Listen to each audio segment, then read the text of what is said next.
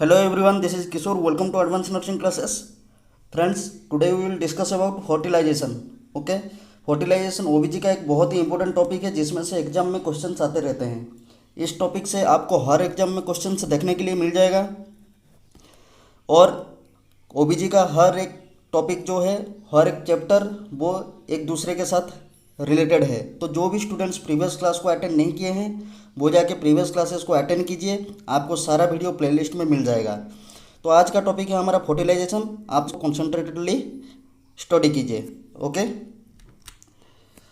तो फर्टिलाइजेशन क्या है? फर्टिलाइजेशन स्टार्ट करने से पहले मैं चाहता हूँ कि आप स्पर्म और ओव्यूम का स्ट्रक्चर को ठीक से समझ लें ताकि आपको आगे चल के समझने में इजी होगा। तो ये जो स्ट्रक्चर है ये है स्पर्म का and this one for ovum.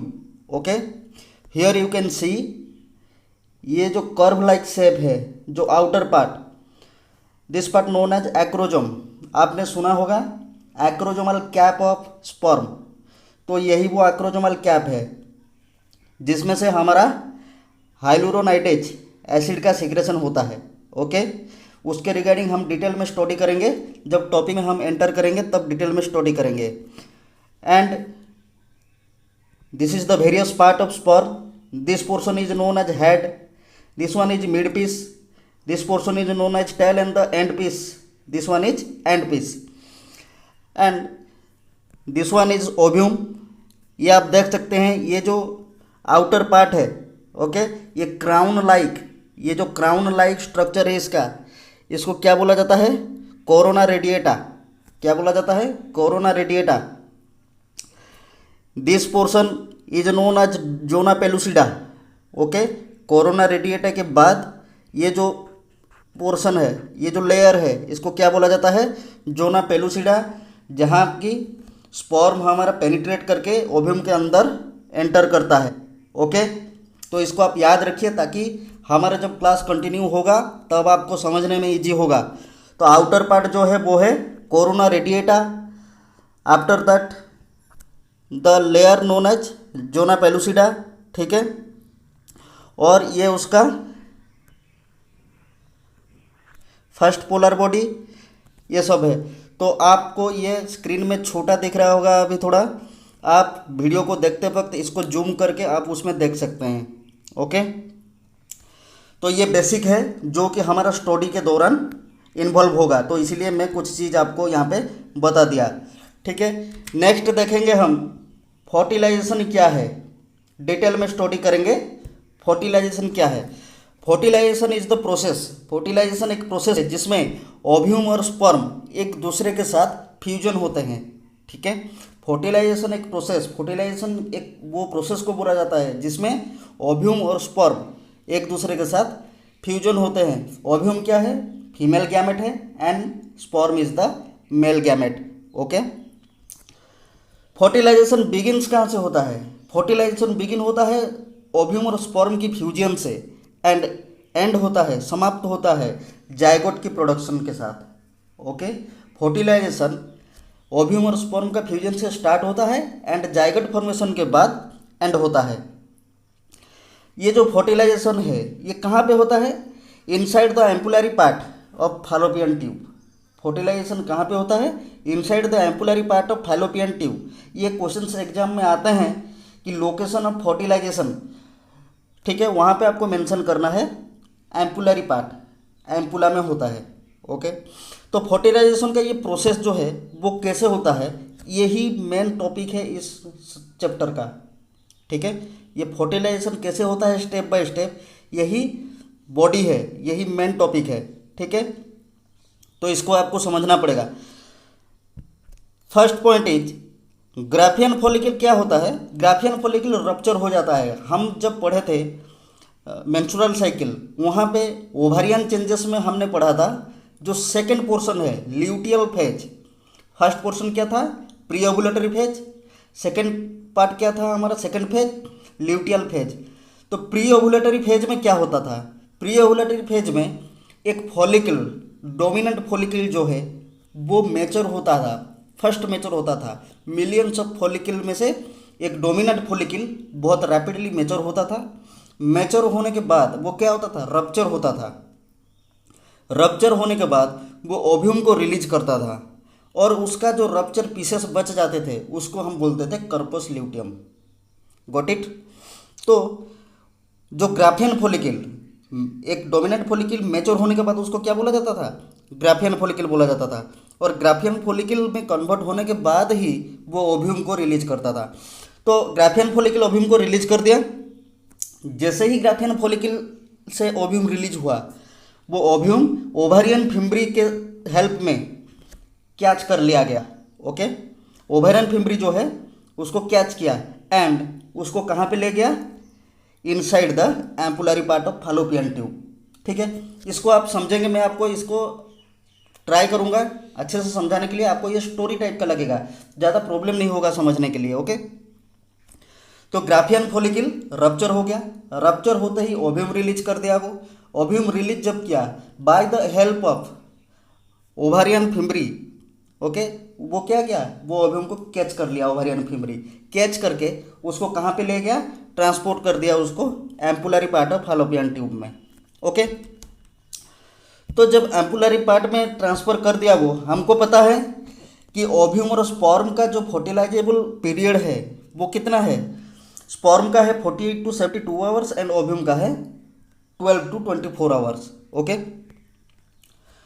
तो विद इन दिस पीरियड, ये जो 48 to 72 आवर्स के अंदर कौन फर्टिलाइजेबल है, स्पर्म, एंड 12 to 24 आवर्स के अंदर फर्टिलाइजेबल है ओव्यूम।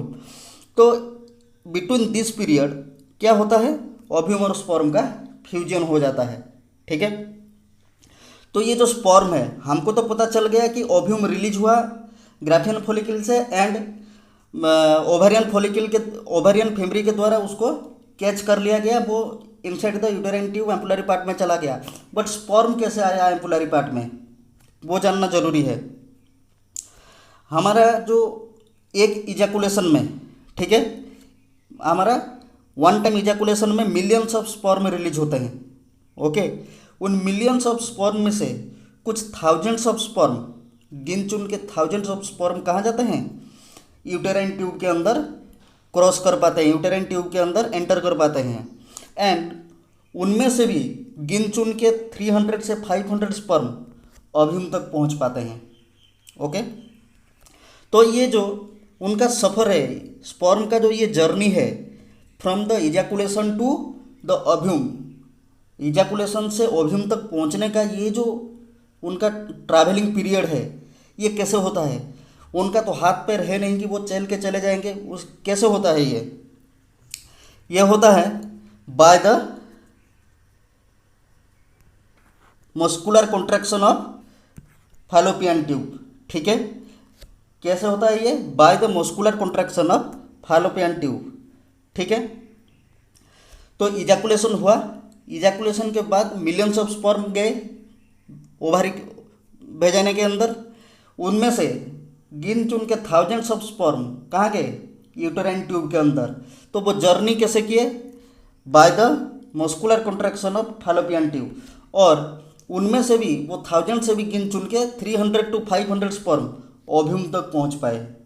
ओके, तो ये जो जर्नी है उनका इजैकुलेशन से लेकर ओव्यूम तक, ये कौन हेल्प किया इसको पहुंचने में, muscular contraction of fallopian tube होने के कारण। ठीक है, फैलोपियन ट्यूब का मस्कुलर कॉन्ट्रैक्शन होने के कारण वो वहाँ तक पहुँच पाए। और ये पीरियड को, उनका जो जर्नी को क्या बोला जाता है, ट्यूबल ट्रांसपोर्ट बोला जाता है। ओके, इसमें ये भी क्वेश्चंस आते हैं कि व्हाट इज ट्यूबल ट्रांसपोर्ट, तो वहाँ पे आपको मेंशन करना है this is the journey period between ejaculation to ovum.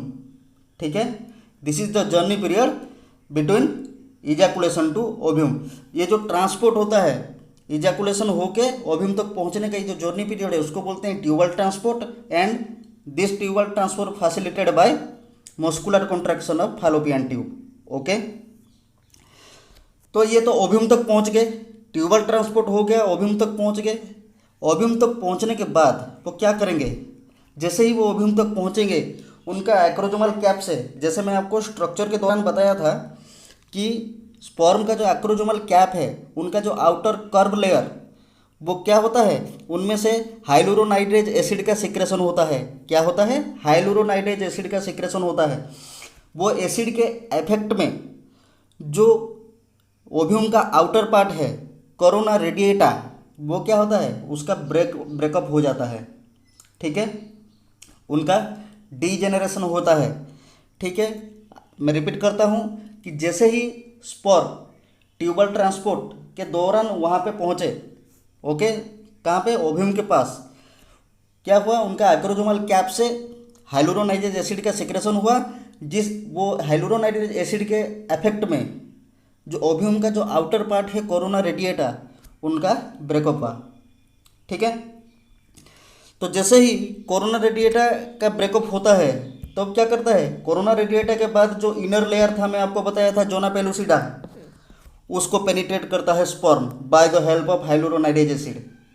ठीक है, कोरोना रेडिएटा का ब्रेकअप होने के बाद क्या करता है, उसका इनर लेयर जो है जोना पेलुसिडा, उसको स्पर्म पेनिट्रेट करता है by the help of hyaluronidase acid. ठीक है, जैसे ही एक स्पर्म, वो जो 300 to 500 स्पर्म एंटर करने के लिए कोशिश किए हैं ओव्यूम में, उनमें से ओनली 1 स्पर्म ही एंटर कर सकता है ओव्यूम के अंदर। आफ्टर दैट, जैसे ही एक स्पर्म एंटर करता है, तुरंत जोना पेलुसिडा एक प्रोसेस स्टार्ट करता है जिसको बोला जाता है जोना रिएक्शन। इस प्रोसेस के दौरान वो क्या करता है, बाकी के जो स्पर्म है उनका एंटर करने का जो कोशिश है उसको वो इनहिबिट करता है, मतलब बाकी स्पर्म को वो एंटर करने नहीं देता। आ गया समझ में आपको कि जो 300 to 500 स्पर्म वहाँ पे पहुँचे थे ओव्यूम के पास, उनमें से ओनली एक स्पर्म पेनिट्रेट करता है जोना पेलुसिडा को एंड ओव्यूम के अंदर एंटर कर जाता है। जैसे ही 1 स्पर्म एंटर कर गया, एक ही स्पर्म जैसे एंटर कर गया, तब जोना पेलुसिडा के द्वारा एक रिएक्शन स्टार्ट होता है जिसको बोला जाता है जोना रिएक्शन। इस रिएक्शन में वो क्या करता है, बाकी के जो स्पर्म चारों तरफ ओव्यूम के होंगे और ओव्यूम के अंदर जाने के लिए कोशिश कर रहे होंगे, उनको वो रोक के रखता है, उनको वो अंदर एंटर करने नहीं देता। ओके, उसके बाद क्या हुआ, ओव्यूम का जो लेयर है वो टोटली क्लोज हो गया। उसके बाद ओव्यूम के अंदर अभी 2 सेल प्रेजेंट है, एक है स्पर्म एंड एक है ओव्यूम। ओके, तो उसमें क्या होगा, 2 हैप्लॉइड सेल अभी अटैच हो गए, एक दूसरे के साथ फ्यूजन हो गए। हैप्लॉइड क्यों बोला जाता है, क्योंकि हमारा जो क्रोमोजोम है, क्रोमोजोम हमारे पास कितना है, 46, बट स्पर्म और ओव्यूम ये 2 सेल हैं जिनके पास 23 क्रोमोजोम रहता है, फीमेल से 23, मेल से 23। ओके, इसीलिए 23 कितना है, 46 का आधा है, इसलिए इसको हैप्लॉइड बोला जाता है। ठीक है, तो जब 2 हैप्लॉइड, मेल से 23 और फीमेल से 23, जब 2 हैप्लॉइड एक साथ फ्यूजन हो जाएंगे तो क्या बन जाएगा, कितना बन जाएगा, वो फिर से क्रोमोजोम नंबर बन जाएगा वहाँ पे 46। 46 बनने के बाद इसको क्या बोला जाएगा, अगर 23 क्रोमोजोम को हैप्लॉइड बोला जाता है तो 46 क्रोमोजोम को क्या बोला जाएगा, डिप्लॉइड।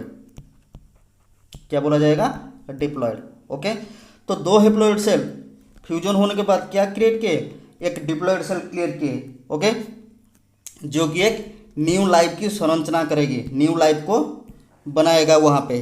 ठीक है, उसके बाद यहाँ पे क्वेश्चन आ जाता है, मेल होगा या फीमेल होगा बेबी। ठीक है, 2 हैप्लॉइड सेल हो गए, 2 हैप्लॉइड सेल फ्यूजन होने के बाद एक डिप्लॉइड सेल बन गया, उनमें 46 क्रोमोजोम आ गया, तो अभी बेबी मेल होगा या फीमेल होगा, ये किसके ऊपर डिपेंड करता है, ये डिपेंड करता है स्पर्म के ऊपर। ठीक है, अगर स्पर्म X क्रोमोजोम कंटेन करता है तो बेबी क्या होगा, फीमेल होगा। ओके, XX, एंड अगर स्पर्म Y क्रोमोजोम कंटेन करता है तो वो बेबी क्या होगा, मेल होगा, XY। ओके, तो आपको फर्टिलाइजेशन क्लियर समझ में आया, उम्मीद करता हूँ आपको क्लियरली समझ में आया होगा, जिसमें से क्वेश्चंस एग्जाम में आते रहते हैं। इसके नेक्स्ट वीडियो में we will discuss about implantation. Okay, तब तक आप वीडियो को कंटिन्यू कीजिए, आपको सारा वीडियो प्लेलिस्ट में मिल जाएगा। अगर कोई प्रॉब्लम होता है तो आप हमको कमेंट या मेल कर सकते हैं। ओके, तो दोस्तों अगर आपको वीडियो अच्छा लगा तो प्लीज़ आप वीडियो को एक बार लाइक कर दीजिए। फ्रेंड्स के साथ शेयर कीजिए ताकि सबको ये नोटिफिकेशन मिलता रहे, सब प्रिपरेशन करें, और चैनल को सब्सक्राइब भी कर दीजिए। Okay, thank you.